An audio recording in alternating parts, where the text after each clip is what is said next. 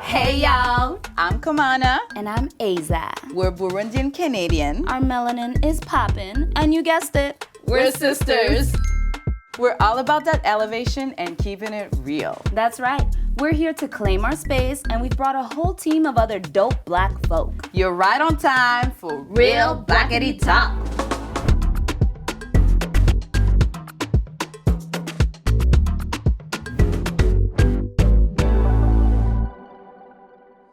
Today, we're communicating culture. On se parle des vraies affaires. Language is lit! Here to bless us with their majestic self-expression is our team of intelligent, creative, and stunning Blackspirts. Blackspirts, talk that talk. My first name is actually an Ethiopian name. It's pronounced Tehitana, and it means humility in Amharic. After Beyonce released Lemonade, I didn't know no peace. Suddenly it was the widest name.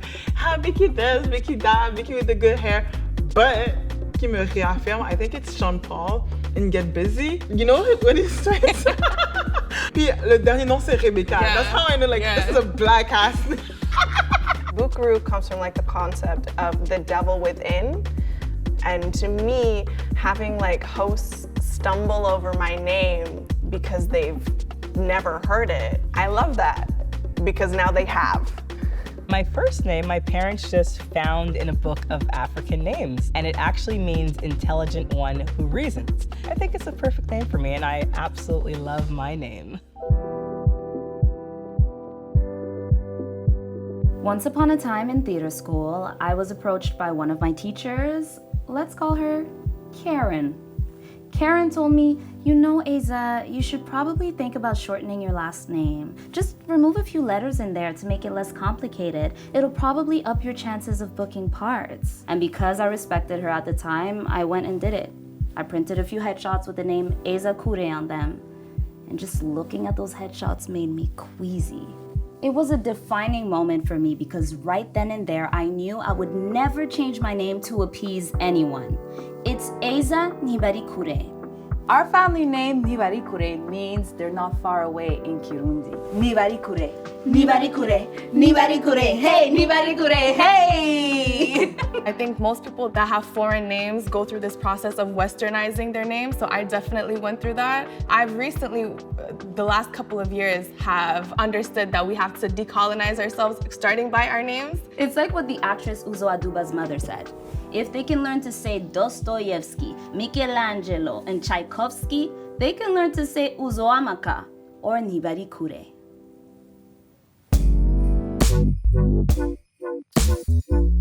Kamana and I were raised in the beautiful cosmopolitan city of Montreal. Shout out to the 514 and the 438. Montreal's the kind of city where lying about which language you speak can bite you in the butt.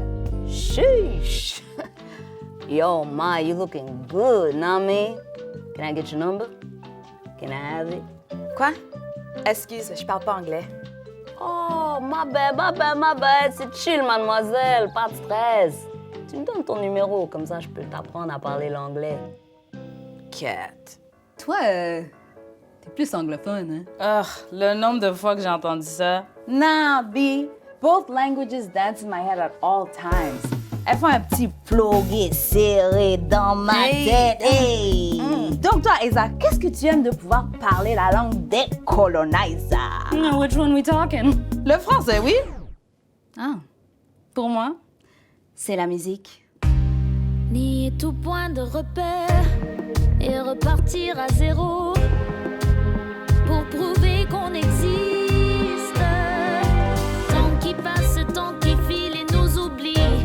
Qu'on soit vilain ou héros, à travers la tempête. I'm Ethiopian, born and raised in Montreal, Canada. My favorite part about being multilingual is all of my different personalities merge well when I'm able to mix and match my languages. The language I think in the most is Amharic. So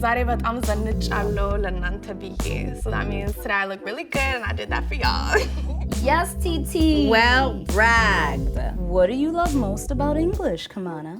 You know what? I'm glad you asked. I would say that overall, the English shade of racism has been more generous in helping me secure the bag. It rains moolah. I said what I said. You know what's straight up whack? What? The fact that there are roughly 60 Indigenous languages spoken across Canada, and we're being told that the only official languages are French and English. I'm looking at you, Canadian government. Are you not embarrassed? I remember when we first moved to Canada, my Kirundi was lalas. But under the pressures to assimilate, our parents stopped speaking it to us, so I lost it. I don't want to blame our parents because their struggle was real, but it's so hard to stay connected to your culture without the language. I feel you, girl. So many of us first-generation kids experience the same frustration. Je pense que le moment où je parlais le plus créole, j'avais 10 ans. Puis c'est quand je suis allée à l'école, justement à Montréal-Nord, puis tous les enfants étaient noirs. Fait que je parlais en créole à l'école. Fait que je rentrais chez moi, puis je parlais créole. Puis mon père a dit, je t'envoie pas à l'école pour parler créole. J'étais vraiment énervée que le fait que mes parents ne nous ont pas comme appris à apprendre à communiquer et tout. Mais quand tu comprends l'histoire de l'immigration, surtout des Haïtiens à Montréal, la dynamique qu'il y avait entre les Haïtiens et les Québécois, puis comment c'est compliqué d'avoir un job, d'avancer dans la société, tu comprends un peu plus pourquoi tes parents n'ont pas nécessairement envie que tu passes par la même chose, puis ils vont éviter de t'apprendre le créole. C'est une langue qui a été créée par mes ancêtres, que j'associe beaucoup à la libération. Je veux savoir parler créole, puis je veux avoir des enfants aussi qui veulent parler créole. Now, I may not speak it very well, but a word that I love in Kirundi is komera. Oh, that's a good one. Komera means be well. I empathize with your pain, what you're going through. There's no word like that in French or English. Ow! Komera. Nah.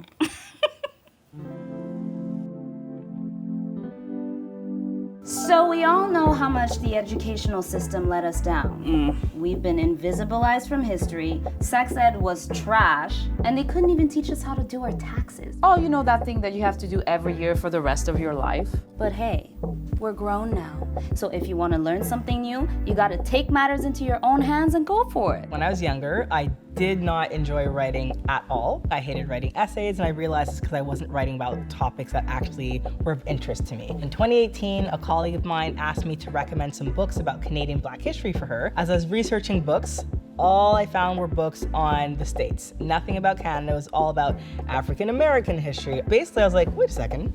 I've been doing Black History Month school tours for years. I've got a wealth of knowledge in my head. Why don't I just write a book? Never did anything in the publishing industry, but I was like, figure it out.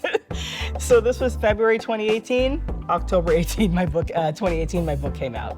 And now I'm just really happy that there are resources available about, these phenomenal Black Canadians, because for far too long it wasn't available. I brag that the books that I wrote and self-published have sold over 10,000 copies. Well bragged! Educate your family. Your family. Educate your friends. Hey, Educate yourself. Language is about connection. You can't look like everyone else, but if you speak like them, maybe they'll leave you alone. That's why people of the global majority are accumulating degrees in code switching. For some, it's a full-time job. And by some, I mean me. It's like an international sport, and I'm a freaking gold medalist. Give me my trophy, bitch! Damn. Well, Thank you. Thank you.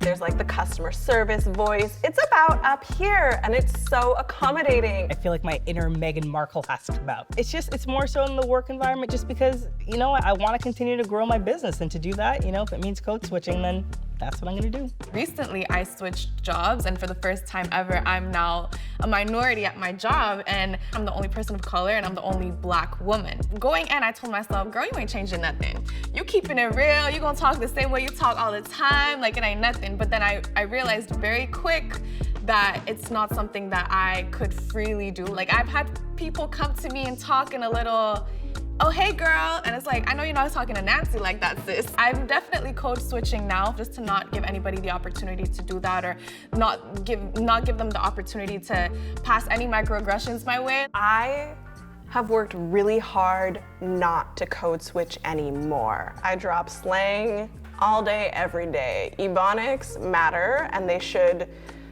be accepted and respected in all conversation and spaces. As we move through the world in our beautiful black bodies, y'all know we be sending secret signals, and I love us for that.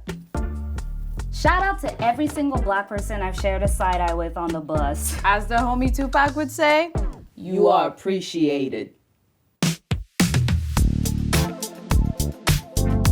Hey, bye. You remember the Spice Girls? Bitch, how even dare you? Sporty, ginger, baby, posh, and scary. I know it was the 90s, but they could have picked another name. Ebony Spice, Classy Spice. How about Super Spice? My heart goes out to Mel B for dealing with that BS. La violence commence avec les mots. La violence commence rarement avec les actions. On commence par déshumaniser une personne. Après, quand on a fini de la déshumaniser, ça devient OK de la frapper, ça devient OK de lui faire du mal. Back in the day, when something racist happened to me, I used to say, it's because I'm black. But I'm done with that. It's not because I'm black. No, it's not. It's because they're racist. That's right. You gotta name the beast. That's what I love about where we're at today. You know, we're calling things as they are. White supremacy, systemic racism, transphobia, homophobia. It's about accountability. Exactly. The words we use matter. That's why I'm very particular about the lyrics I write in my music. Because I know you'll be bumping my tracks over and over again just like a mantra. And songs are like spells. And I want you to feel good about yourself. When I started out doing shows, there were a lot of non-binary performers, but not as many with bodies like mine, bodies that are black, bodies that have, you know, a little bit of the thickness. So I found often that I was getting introduced as a drag queen. I would say I identify as a drag thing, which is a really fun term, or like a drag performer. And then I have a little chant that I do just to remind them that though they may see this and this and, okay, that, all of it's non-binary. And it goes like this. These titties are non-binary. This kitty is non-binary. This booty is non-binary. This bitch effing non-binary. This bitch effing non-binary. Hey, oh my God, I love that. When it comes to using language to empower, our girl Akila is another true inspiration. This is my latest baby, Cultural Crayons. It's a line with 10 different skin tone crayons. I wanted kids to be able to use these crayons to color in these inspirational people in my book. And I also want to have inspiring names for each crayon. So we have names such as Courageous Cocoa, Essential Ebony, Magnetic Molasses, Creative Cream. I really want kids to know that they are perfect the way that they are and they need to embrace the skin that they were born in. Oh, I love it. Being intentional about the words we use, that's where it's at. You know what else I love? What? Getting people's pronouns right. Oh my God, it's so necessary. And you know what? When I mess up, I apologize and make it right. Boom. The first time somebody called me they, I really just felt it all on my shoulders. Like this embrace, like this initiation, like I was just held exactly how I wanted to be. Yes, cheers to more of that. And that's it, folks. If there was ever any doubt in your mind, now you know the language is lit. Blackspurts, thank you for coming through with the gems every single time. To you out there, stay blessed, stay fly. And remember, educate yourself. Thanks for tuning in, and make sure to check out the entire season of Real Blackity Talk.